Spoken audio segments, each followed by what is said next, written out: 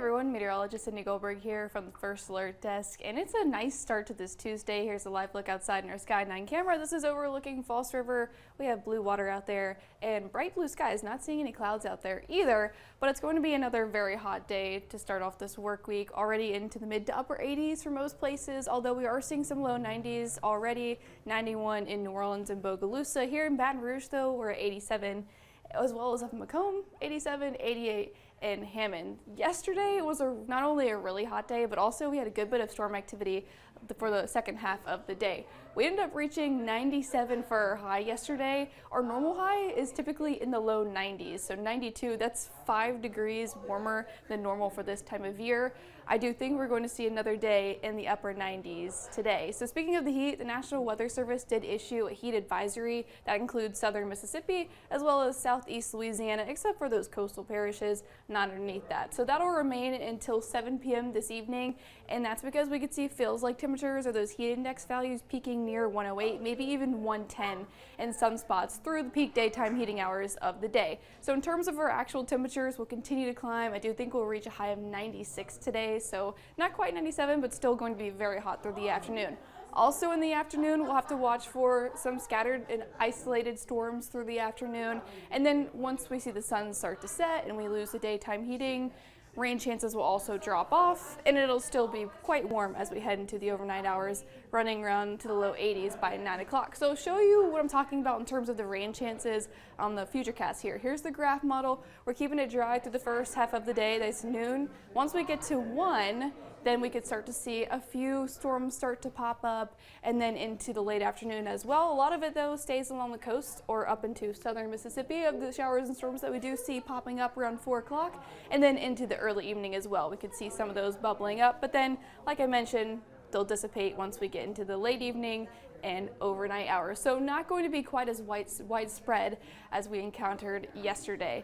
All right, we've got a lot to talk about in the tropics. Not only we're still tracking Hurricane Erin, but there's also 2 other areas that we're watching for potential tropical development. Here's what Erin looks like right now. The latest advisory came out an hour ago at 10 a.m.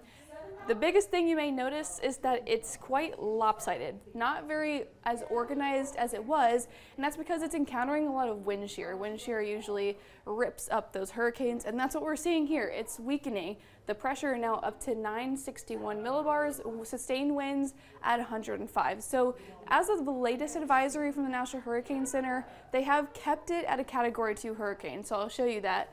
But first, we do have tropical storm warnings in effect for parts of Turks and Caicos, tropical storm watch, the blue, for parts of the Bahamas, and for our friends on the East Coast, we have tropical storm warnings for coastal Carolinas, as well as tropical storm watches, the blue here, all the way up into Virginia and parts of Maryland. And that's because as the storm takes that right turn, which it's still going to take, not going to make landfall to the East Coast, but the storm is expected to get bigger in size, and so with that, the wind field is also going to expand. Here's what the current wind field looks like. So the red or the dark orange here is hurricane force winds. The orange and the yellow is tropical storm force winds. So this circle, this wind field, is going to expand as it makes that turn, which is why our friends on the East Coast are not only going to experience deadly surf conditions and really intense rip currents, also could get on the edge of tropical storm force winds. This is a product issued by the National Hurricane Center showing by as early as Wednesday night, Wednesday evening,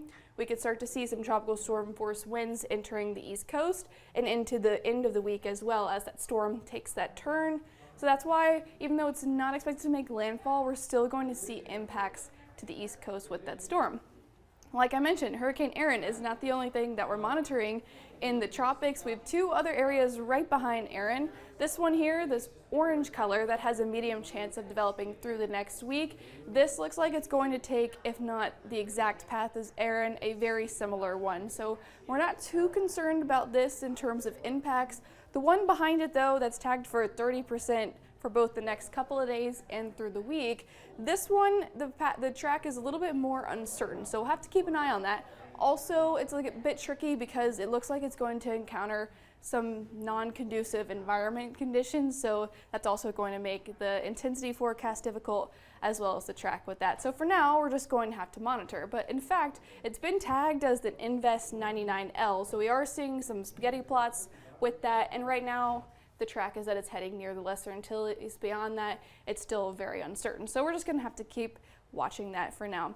Back here at home, we're continuing to deal with the heat. We've got 96 today, tomorrow also a few storms through the afternoon.